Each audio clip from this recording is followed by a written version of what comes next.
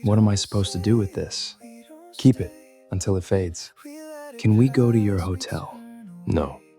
Why? No. Stop talking. Someone could hear. This is Men Being Too Intimate, Season 4. What we don't name. The live room door opened. Sebastian stepped out first. He reached back once, pulling his shirt from the floor before closing the distance into the control room. His hand passed across his mouth, then through his hair, pushing it back into place. He checked himself in the dark reflection of the monitor, adjusted the collar once, then let his shoulders settle into position. Noah pulled on his pants as he stepped around the mic stand, adjusting it back into place with one hand. The chair was slightly offline. He nudged it in, aligning it with the stand before straightening it fully. Sebastian leaned over the console. His eyes moved across the board. The last recording line sat where it had ended. No changes. Keep it as is for tonight. He straightened and moved on. The hallway door opened.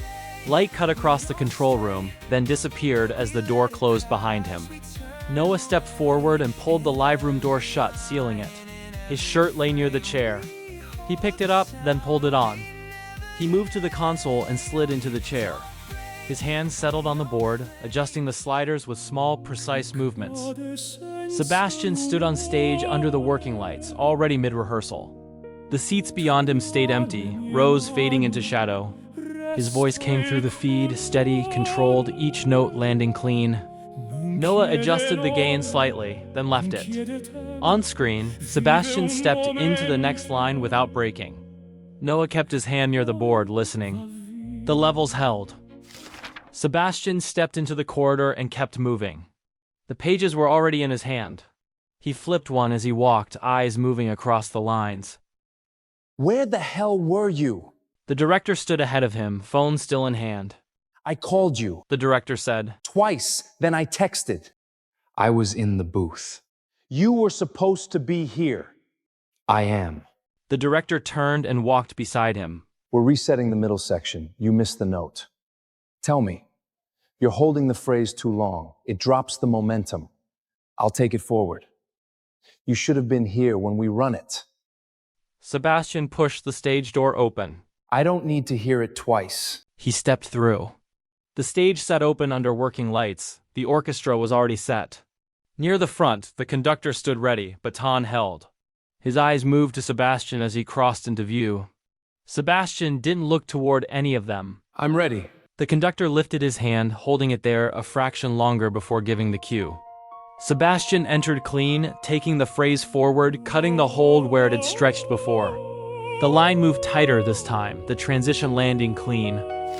The last note cut clean. Noah pulled the levels down. The meters dropped, settling back into idle. He let the feed run, watching Sebastian step off his mark and turn upstage, then hit stop. The screen froze. Sebastian held mid-frame, head turned slightly toward the camera, eyes aligned just off-center, fixed past the lens. The stage lights caught along his face, the rest of the space falling back behind him. He reached for the jog wheel, rolled the frame back a fraction, then forward again, settling it where the line ended clean. His thumb tapped a marker into the timeline. He replayed the last few seconds. The phrase came in, carried through, and cut. He stopped it again at the same point. Noah leaned in, eyes on the monitor, then straightened and let his hand drop from the controls. He switched the monitor off. The headphones came down around his neck. He pushed the chair back and stood, one hand brushing across the console as he stepped away. By the time he opened the control room door, the hallway had already picked up again. A lighting tech moved past with a case in one hand. Done? One of his colleagues asked. Yeah, for now. The guy glanced up. Is he always like that? He likes to keep going if it's not right. He said. And if it is? Noah shifted one shoulder. He keeps going. The lighting tech let out a short laugh. Man walks in like the room's already full. He's really good. Noah replied, then immediately wished he hadn't. The light tech tilted his head. You guys want to grab something before it starts? Noah pushed off the wall. Noah sat forward at the console, headphones already in place. His hand moved across the board as the house lights dropped and the meters rose into a steady line. He brought the main level up, eyes shifting to the monitor as the stage feed opened. Sebastian stepped into the light as the applause spread through the hall, and he let it settle just enough before lifting his head and beginning. The first line came through clean, holding just under the limit until Noah adjusted it down a fraction. On stage, Sebastian carried the phrase forward without drag, stepping into the space with control and turning just enough to meet the room. The conductor followed him tighter now, holding the timing as the section built and the audience leaned in without breaking the line of sound. Noah marked the transition as it came, his thumb tapping once as the waveform shifted into the next section. When a higher note landed, the meter climbed and Noah brought it down just enough to keep it contained, then let it settle again. He leaned in slightly, eyes on the screen. Sebastian turned through the phrase, and for a brief moment his line of sight aligned with the camera. The change registered in a small lift at the corner of his mouth before it passed, the expression already gone as he continued into the next song. Noah stayed where he was, letting the section run. The final song came in and he rode the levels through it, small movements keeping the line clean as the sound built and carried to the end. Noah brought the levels down gradually, keeping the room just under the peak as the sound filled out. On stage, Sebastian stepped forward and bowed, then straightened and gestured toward the orchestra and the conductor before turning back to the audience. Noah let it run a second longer, then brought the levels down and cut the feed. The hallway filled. People gathered along the barrier with programs in hand, phones already lifted as Sebastian stepped out into it. Voices rose around him, calling his name, and he moved into the space, stepping closer when someone asked for a photo and turning just enough to fit into the frame before the flash went off. Another followed, and he adjusted again, angling his shoulder before stepping aside as the next person moved in. Thank you for coming, he said, already shifting, his attention moving cleanly from one person to the next. A hand caught lightly at his sleeve and he turned into it, listening, nodding once, answering. His expression held steady, open but controlled, as he worked his way through the crowd. Between two greetings, his hand dropped to his phone. He glanced down, typed quickly. Don't go. Wait for me. Sebastian, over here. He locked the screen as another voice called out to him. He looked up immediately and stepped back into place. In the control room, Noah sat with the headphones resting around his neck. The board already reset and the monitor showing the stage as it emptied in pieces, crew crossing through the frame while stands were lifted and carried off. His phone lit up. He looked down, read the message, then set it beside the console without responding. Behind him, the other technician pulled her bag over one shoulder, shifting her weight as he stepped away from her station. I'm out. Good run tonight. Yeah. Noah nodded once. The door opened and closed, and the hallway noise faded as the room settled again. Further down the hall, the crowd had begun to thin. Sebastian stepped away from the last group, offering a final nod as someone thanked him, then turned before the space closed around him again. He moved into the side corridor, leaving the noise behind without breaking his pace. The control room door opened. He stepped inside and closed it behind him, the sound of the hallway cutting off as he crossed the room in a straight line. Noah stood as he reached him. Sebastian's hand caught at his shirt and pulled him in, the distance closing as the kiss landed and held just long enough before shifting, his grip tightening once at Noah's side as he guided him back a step. Noah's hand found the edge of the console to steady himself before he turned with him, the movement already carrying them toward the live room. The door opened and shut behind them. Further down the hall, a staff member slowed as he passed the control room, glancing at the closed door before continuing on.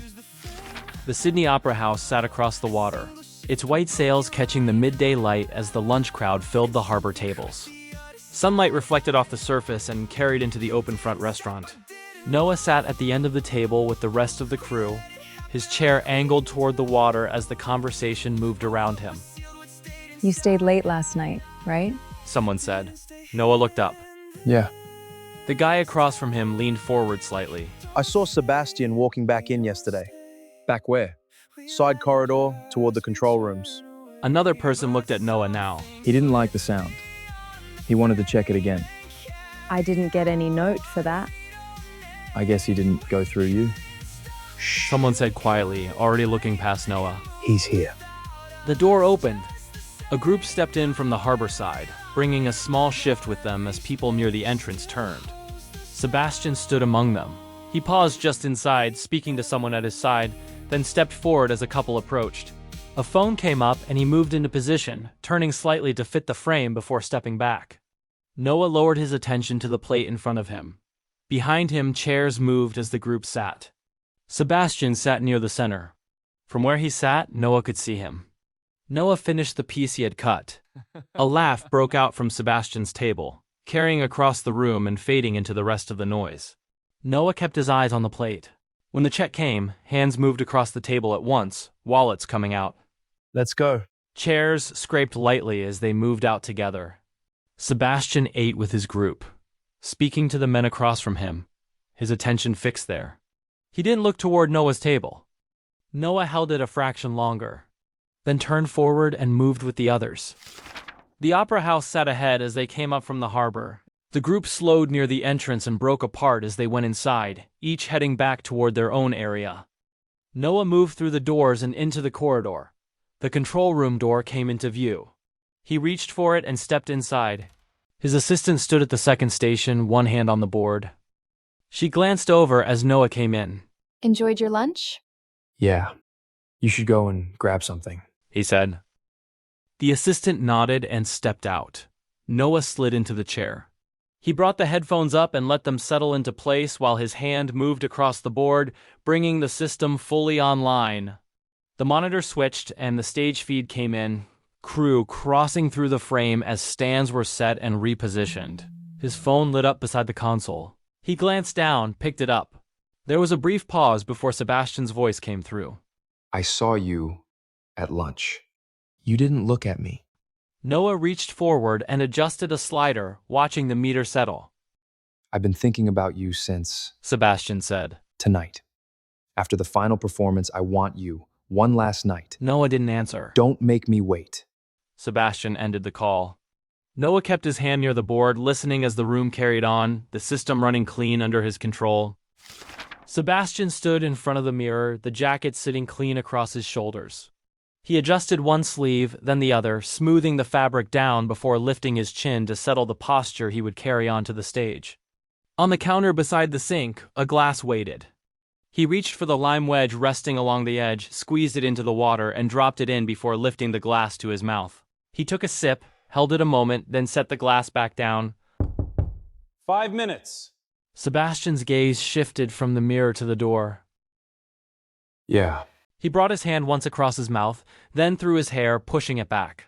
His fingers returned to the collar, adjusting it one last time. He turned and reached for the door, stepping out into the corridor. The hallway had already filled, crew passing in both directions while voices carried low through the space. The movement continued around him, but he kept his pace, following the route already set toward the stage. The wings opened ahead. The stage sat just beyond, the light already set and waiting. Sebastian stopped at the edge. The applause came in as he entered, rising quickly. His shoulders aligned, his stance fixed, and as the conductor gave the cue, he closed his eyes. The first note came in. In the control room, Noah brought the levels up, watching the meters rise and fall. He adjusted the gain to hold it under the limit, tracking the line as it moved forward. The final applause carried on, spreading through the hall. On the monitor, Sebastian stepped forward again, bowed once more, then moved back as the front rows stayed standing. Noah reset the board, bringing the system back to idle as the stage began to empty in pieces. Stands were lifted and carried off. Behind him, the assistant pulled her headphones off and shifted her bag onto her shoulder. I'm heading out. You good? I'll finish up. Noah reached for his phone and checked the time. He leaned back, bringing the monitor to black. In the hall, the crowd gathered around Sebastian. The line thinned gradually as people stepped away, the movement around him loosening. He moved into the side corridor. His dressing room door closed as he stepped inside. Bouquets sat on the counter, the wrapping still tight around the stems, and he moved toward it, reaching in and pulling one rose free. A knock came at the door. Should I get your car ready? In an hour. All right.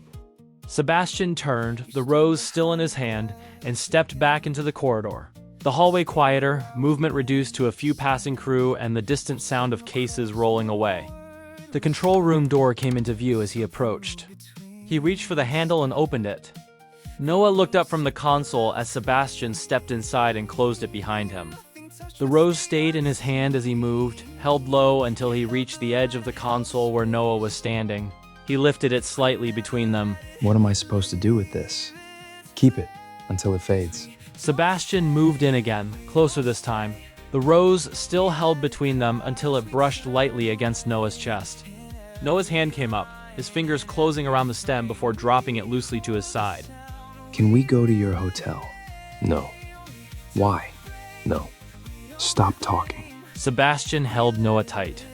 The contact deepened as Noah's back met the edge of the console, catching the surface just as the rose slipped from his grip and fell to the floor, the stem hitting first before rolling out of sight.